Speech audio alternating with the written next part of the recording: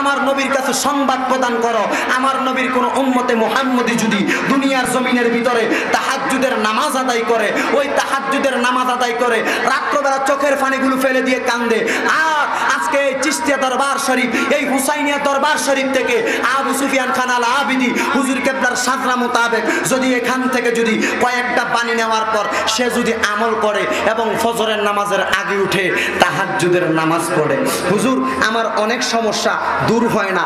আল্লাহর কসম রাসূলে পাকের হাদিস প্রমাণ করে আপনি আল্লাহর কাছে তাহাজ্জুদ করে দোয়া করবেন, ও আল্লাহ আমার সন্তান বিদেশ যাইতে পারে না, ও আল্লাহ আমার কঠিন রোগ বালা মুসিবত ছাড়ে না, ও আল্লাহ আমার সকল সমস্যার সমাধান হয় না। আপনারা বলেন তাহাজ্জুদের মধ্যে উঠা চোখের পানি ফালাইয়া কান্না করলে আমার আল্লাহ আপনার মনের আশা পূরণ করতে পারে কি পারে না? আরো জোরে বলেন না, পারে কি পারে না?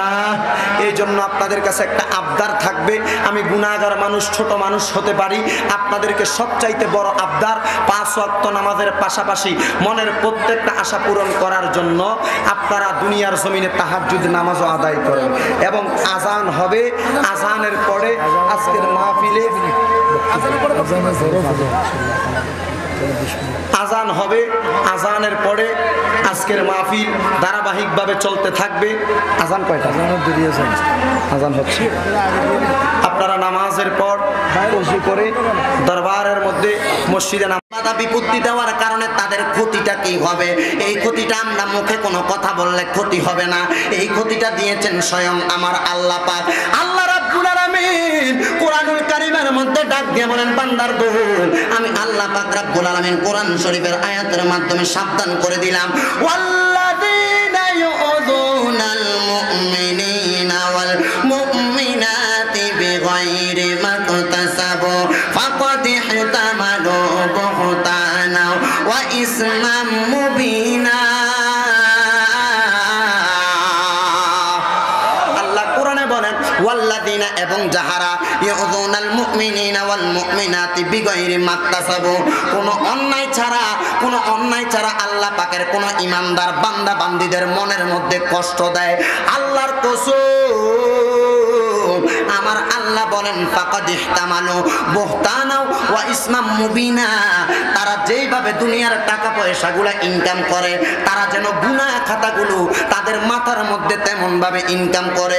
ও নবীর পাগলের দল, ও আশিকের রাসূল ভাইরা, যারা যারা আজকের মাহফিলের মধ্যে বাধা দিয়েছেন, আমরা আপনাদের থেকে বিরোধিতাও করব না, আপনাদেরকে মন থেকে কোনো বদ্ধ দিব না, তবে একটা কথা মনে রাখবেন, আল্লাহর কোরআনে আল্লাহ বলেছেন ফাকাদ ইহতামালু বুহতানা ওয়া ইসমান মুবিনা, আপনারা খোদাই গজব পাবেন, খোদাই গজব, তবে এটা আজকে নয়, কালকে নয়, পরশু নয়, দুনিয়ার মানুষ আপনার মরণ দেখবে। আল্লাহর কসম যারা নবীর প্রেমের মাহফিলের মধ্যে বাধা দেওয়ার চেষ্টা করেছেন কুকুরের মতো মারা যাবেন, দুনিয়ার মানুষ আপনাকে দেখার জন্য পর্যন্ত যাবে না, কেউ আপনার মরণটাকে পরোয়া করবে না, আপনার মরণ এমনিই হবে। তবে একটা কথা মনে রাখবেন, এই সকল বিভ্রান্তিমূলক কাজগুলোর জন্য আপনাকে আমার মাওলার দরবারে এগুলার বেয়াদবির ফসল টানতে হবে।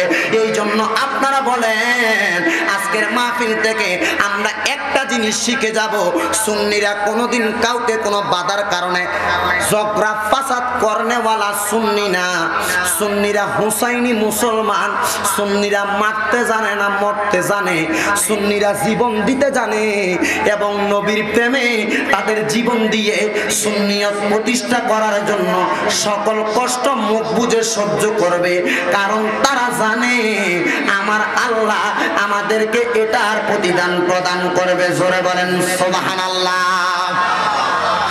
এই জন্য নবীর পাগল অল্প সময়ের মাঝে আসরের নামাজের আজান হবে, এর আগে আমি আপনাদের কাছে ছোট্ট একটা আদবের কথা বলে যাই।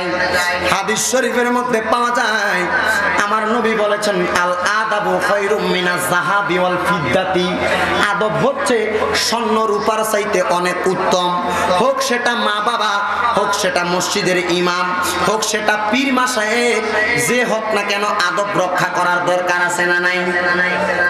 দুইজন আল্লাহর ওলি, একজনের নাম হলো হযরতে জুনায়েদ বাগদাদী বাগদাদী রহমতুল্লাহি আলাইহি, আরেকজনের নাম হলো হযরতে আবু হাফস রহমতুল্লাহি আলাইহি। এই দুইজন আল্লাহর ওলির মাঝে আবু হাফস রহমতুল্লাহি আলাইহি বড় মাপের ওলি ছিলেন। আবু হাফস রহমতুল্লাহি আলাইহির দরবারের মধ্যে হযরতে জুনায়েদ বাগদাদী আবু হাফসের দরবারে আদব শিক্ষা গ্রহণ করার জন্য গেলেন। যাওয়ার পরে বন্ধু জুনায়েদ বাগদাদী আবু হাফসের দরবারে ঢোকার সময় যখন গেটের মধ্যে দাঁড়িয়ে গেলেন, লক্ষ্য করে দেখলেন আবু হাফসের দরবারের মধ্যে একটা যুবক দাঁড়িয়ে আছে, টাকরা যুবক। এই যুবকের মুখগুলোর মধ্যে নবীর সুন্নত দাড়ি দেখা যায়। কত সুন্দর পাঞ্জাবি আর কত সুন্দর ডিজাইন করা কাপড় নয়, সুন্দর নবীজির সুন্নতের মাধ্যমে যুবক দাঁড়িয়ে আছে। হযরতে জুনায়েদ বাগদাদী আল্লাহর ওলি হযরতে আবু হাফস রহমতুল্লাহি আলাইহির দরবারে যেয়ে ডাক দিয়ে বলে, জুনায়েদ বাগদাদী গো, আপনি জানেননি আপনার দরবারের মধ্যে ছোট্ট একটা যুবক ছেলে দাঁড়িয়ে আছে।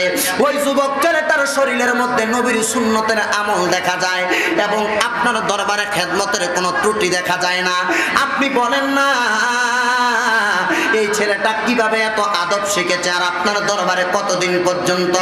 আবু হাফস একটা ডাক দিয়া বলে, এই যুবক আমার দরবারে বেশি দিন না, এই যুবক আমার দরবারে বসবাস করতেছে মাত্র 10 বছর।